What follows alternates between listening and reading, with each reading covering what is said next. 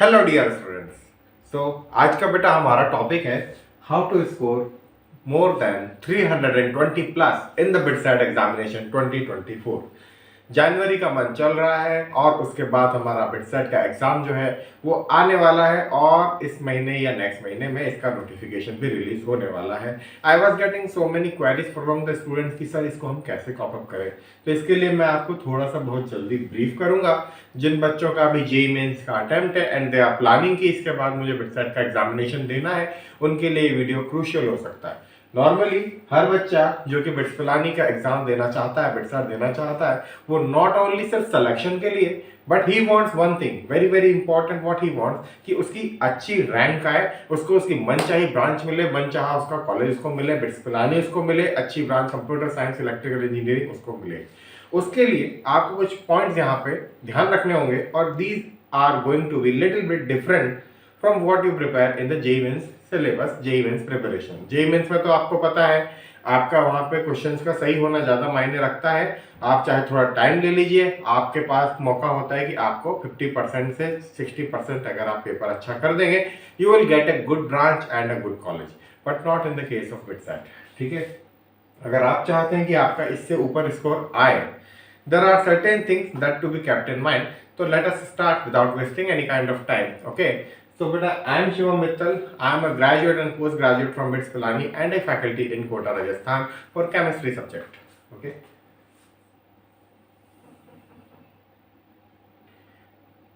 इसमें सबसे इंपॉर्टेंट जो मेरा पहला चीज है वो है मेरा सिलेबस। सिलेबस तो सर हमने कवर कर ही लिया। 2 साल से हम जेईई मेंस की प्रिपरेशन कर रहे हैं, 1 साल से हम जेईई मेंस की प्रिपरेशन कर रहे हैं। No sir, there are certain aspects of the syllabus जो कि जेईई मेंस के सिलेबस में से हटा भी दिए गए। हो सकता है बिटसेट के सिलेबस में से नहीं हटाए जाए। इसके अलावा हमारे यहाँ पे जो चीजें हैं जैसे कि मैथमेटिकल इंडक्शन हो सकता है, सेट थ्योरी हो सकती है, इन सब से रेगुलर हम 10 से 15 क्वेश्चंस अलग अलग पूरा फिजिक्स, केमिस्ट्री, मैथ्स और दूसरे सब्जेक्ट्स को मिला के देखें तो 15 क्वेश्चन का गैप बन रहा है। 15 क्वेश्चन का मतलब होता है लगभग कितना हो सकता है सर, अराउंड 45 से 50 क्वेश्चन का मेरा कवरेज जा रहा है। अगर मैं इतना पोर्शन ही छोड़ के जा रहा हूं then how I am going to cope up. मैं 50 मार्क्स का सिलेबस अगर छोड़ के ही जा रहा हूं तो मैं उसको कैसे पढ़ूंगा। इसके अलावा सिलेबस में ऐसी ऐसी चीजें जो कि जेईई मेंस ने स्किप कर दी या जेईई मेंस ने उन पर क्वेश्चन नहीं पहुंचा।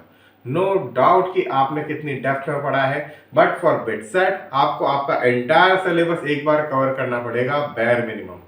अगर आपको लगता है कि सर वीडियो लेक्चर्स को देखने में ज़्यादा टाइम जा रहा है तो आप बुक पढ़ लीजिए, एनसीईआरटी फॉलो कर लीजिए, उसके बेसिक एक्सरसाइज 1 के जेईई मेन के आपकी जो भी कोई कोचिंग हो, एलन हो, रेजोनेंस हो, बंसल क्लासेस हो, कैरियर पॉइंट हो, ठीक है, पीडब्ल्यू हो, आप अपनी एक्सरसाइज 1 जरूर कर लीजिए। एक्सरसाइज 1 का जो आपका लेवल रहेगा वही आपके बिटसेट के जेईई मेन के एक्सरसाइज 1 का लेवल आपके बिटसेट के लेवल से मैच करेगा। ठीक। Second point, English plus LR, ये बहुत बड़ा पॉइंट है। मेरा एक फ्रेंड है जिसकी आईआईटी में तो 93 रैंक थी, आईआईटी जेईई एडवांस में। बिटसेट में उसका 300 से स्कोर कम था। What was the reason behind that? English plus logical reasoning.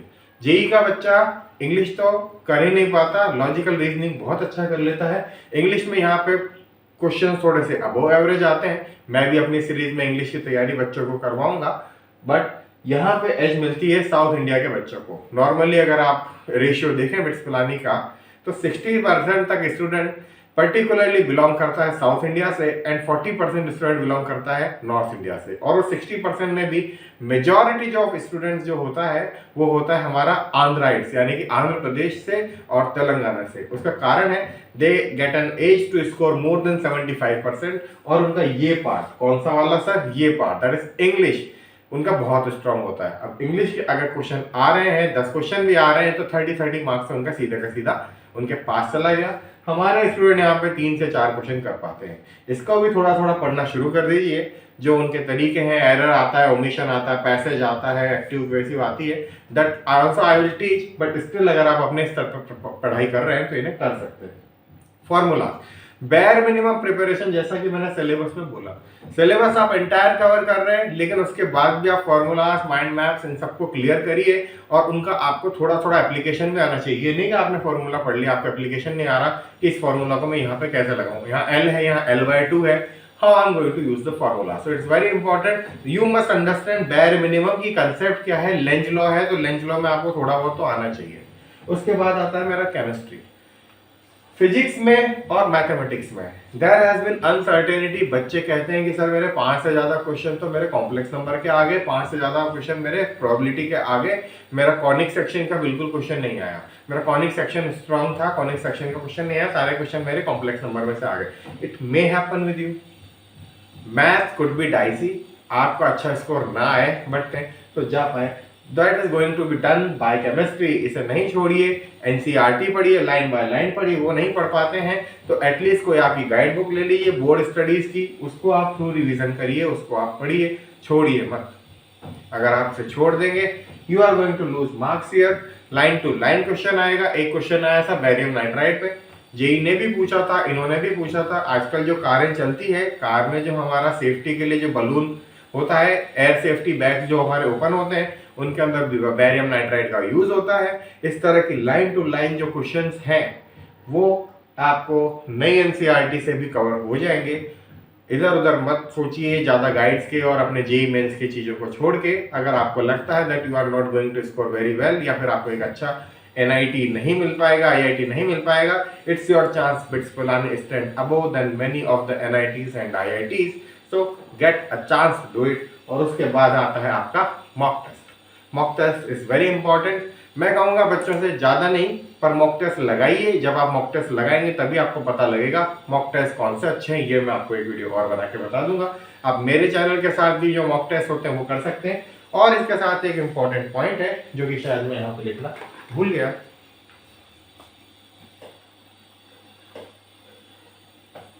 वो है, यहाँ पे लिख देता हूँ मैं, PYQ.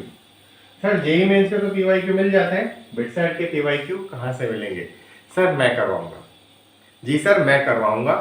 मेमोरी बेस्ड PYQs हैं.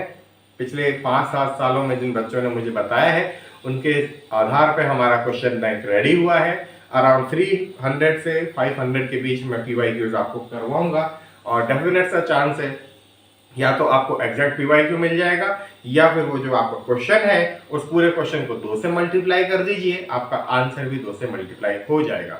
Again mock is very important for the speed and accuracy. Otherwise you won't learn कि कितना टाइम मुझे इस पेपर को करने में लग रहा है. So this was me. I am Shivam Mittal. I am a faculty from Kota, Rajasthan, and all the best for your BITSAT 2024 examination. जिन बच्चों का अच्छा स्कोर आए या जिन बच्चों को कोई भी तकलीफ आए वो मुझसे बात कर सकते हैं, वो मुझसे पूछ सकते हैं. ठीक है, that's my contact number for your entire journey. I would be more than happy to guide you without any kind of cost. So thank you so much and all the best.